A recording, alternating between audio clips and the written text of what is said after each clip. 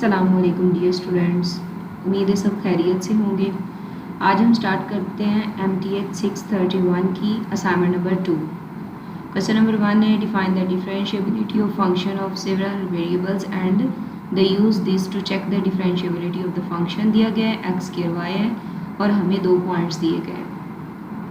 तो चलें डेफिनेशन पर चलते हैं। सबसे पहले जैसे कि डेफिनेशन में हमें बताया गया है a function f is differentiable at f into xy at point दिए गए if it can be well approximated by a linear function। यहाँ पे जो समझने वाली बात है वो लीनियर फंक्शन है at point such that। सबसे पहला स्टेप हमने क्या करना है, हमने जो लिमिट फार्मूला यूज़ होता है वो लिख लेना है। सबसे पहले हमने फार्मूला लिखा है। फार्मूले में हमें जो पॉइंट दिया गया है 1 और 2 इनको ओपन कर दिया है।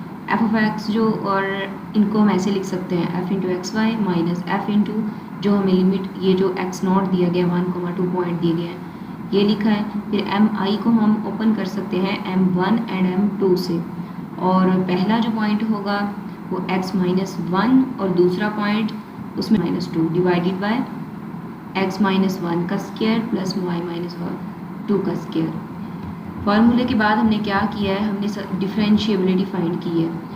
तो हमें इसका पार्शियल डेरिवेटिव फाइंड करना पड़ेगा, क्योंकि जब भी हमने लीनियर अप्रॉक्सीमेशन फाइंड करना होता है तो उसके लिए हमें जो चीज़ फाइंड करनी होती है वो डिफरेंशिएबिलिटी होती है। तो हमने यहाँ पे वैसे ही किया। सबसे पहले दोनों पॉइंट्स पर हमने x के y की वैल्यूज़ पुट करके f(1,2) फार्मूले में वैल्यू f(1,2) की पुट करने के लिए हमने इसमें वैल्यू पुट करके 2 फाइंड की है। उसके बाद हमारे पास है f into X Y is equal to X square Y. इसका हमने पार्शियल डेरिवेटिव लिया है यहाँ पर x के लिहाज से। जब x के लिहाज से हम इसका डेरिवेटिव लेंगे तो ये 2 स्टार्ट में आ जाएगा, 2x y as it is आ जाएगा।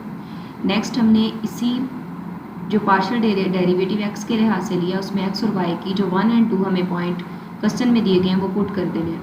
पुट करने के बाद हमारे पास जो x के लिहाज से पार्शियल डेरिवेटिव था हम इसे कांस्टेंट m1 के बराबर रखेंगे, तो ये बराबर 4 क्या है। उसके बाद हमने पार्शियल डेरिवेटिव लेना है विद रिस्पेक्ट टू y। जब हम y के लिहाज से डेरिवेटिव लेंगे तो y यहाँ पर 1 हो जाएगा। ये देखिए पार्शियल डेरिवेटिव जब हमने y के लिहाज से लिया है तो यहाँ पर हमारे पास y जब 1 हो जाएगा तो x square as it is आ जाएगा। तो हमने इस x में वैल्यू पुट की है। जो पॉइंट्स हमें f इंटू 1 एंड 2 2 पॉइंट्स दिए गए थे तो वो वाले पॉइंट्स हमने यहाँ पे पुट किए हैं, तो हमारे पास M2 है 1 आ जाएगा। जब हमने x के लिहाज से पार्शियल डेरिवेटिव लेंगे वो वैल्यू हमारे पास M1 होगी, और जो वैल्यू हम पार्शियल डेरिवेटिव y के लिहाज से लेंगे वो वैल्यू हमारे पास 1 होगी। नेक्स्ट हम चलते हैं main point linear approximation at 1 and 2।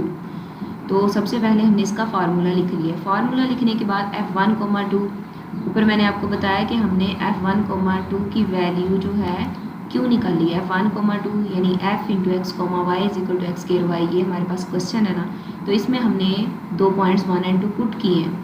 तो ये इसीलिए पुट किए थे क्योंकि लीनियर अप्रॉक्सीमेशन के फार्मूले में ये वैल्यूज़ पुट करनी थी हमने। उसके बाद m1 हम ऊपर 4 मालूम कर चुके हैं, m2 हमने 1 मालूम किया है।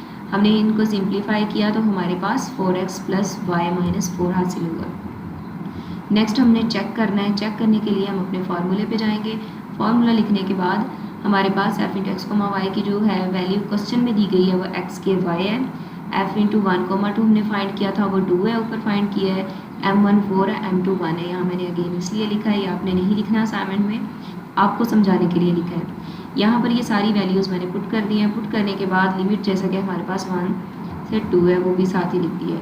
उसके बाद जो नॉन लीनियर फंक्शंस होते हैं उनके लिए हम टेलर एक्सपेंशन जो मेथड होता है यूज़ करते हैं। तो हमने यहाँ पर ऐसे ही किया है f into 1 plus H and 2 plus के। तो आपको पता है कि जो x होगा वो 1 प्लस एच और जो y होगा वो 2 प्लस के। यहाँ पे ये वैल्यू x की कंसीडर करेंगे और ये y की। तो हमारे पास जो क्वेश्चन था वो ये था एक्स स्क्वायर वाई, तो यहाँ पे एक्स स्क्वायर के लिहाज से 1 प्लस एच का स्क्वायर आ जाएगा और 2 प्लस के एज इट इज़ आ जाएगा। फिर यहाँ पे इसे सिंप्लीफाई करना है। हमने कांस्टेंट को सब्ट्रैक्ट किया है दोनों साइड्स पे। कांस्टेंट को सब्ट्रैक्ट करेंगे, रीज़न ये है क्योंकि हमें जो हमारा लिमिट है वो हमें 0 चाहिए।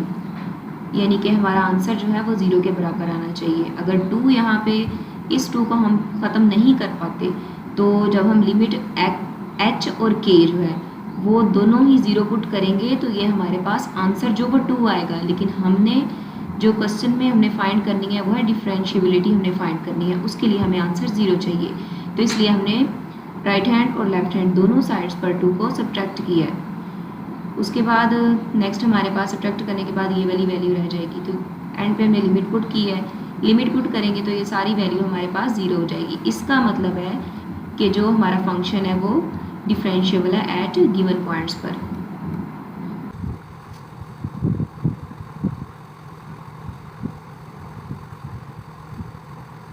चलें जी स्टार्ट करते हैं क्वेश्चन नंबर 2।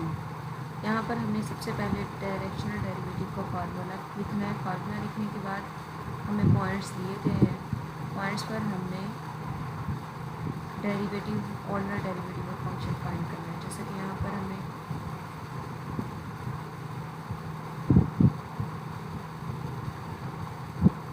ये देखें फाइंड 1, 2